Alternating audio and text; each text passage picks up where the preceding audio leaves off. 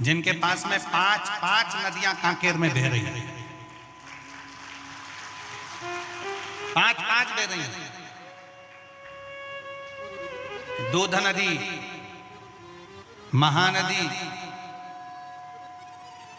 हुक्कुल नदी, सिंदूर नदी, तुरु नदी, ये 5 नदियां कांकेर में बहती हैं।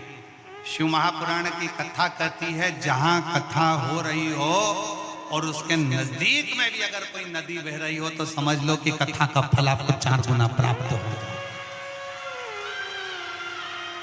और हमको सूचना मिली कि यहाँ जो कथा हो रही है कोकपुर में, जहाँ कथा चल रही है उसी के नजदीक में एक छोटी सी नदी बह रही है।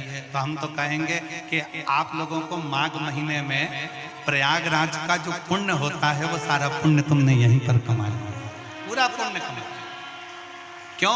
शास्त्र कहता है कि तीर्थ में जाओ, तीर्थ में जाकर कथा सुनो, तीर्थ में जाओ, किसी नदी के तट पर जाओ, गंगा यमुना सरस्वती के तट पर जाओ, कावेरी गोदावरी के तट पर जाओ, महानदी के तट पर जाओ, किसी पवित्र नदी के तट पर बैठकर जब हम कथा सुनते हैं तो हमारे कथा का पुण्य हजारों गुना बढ़ जाता है, हजारों गुना।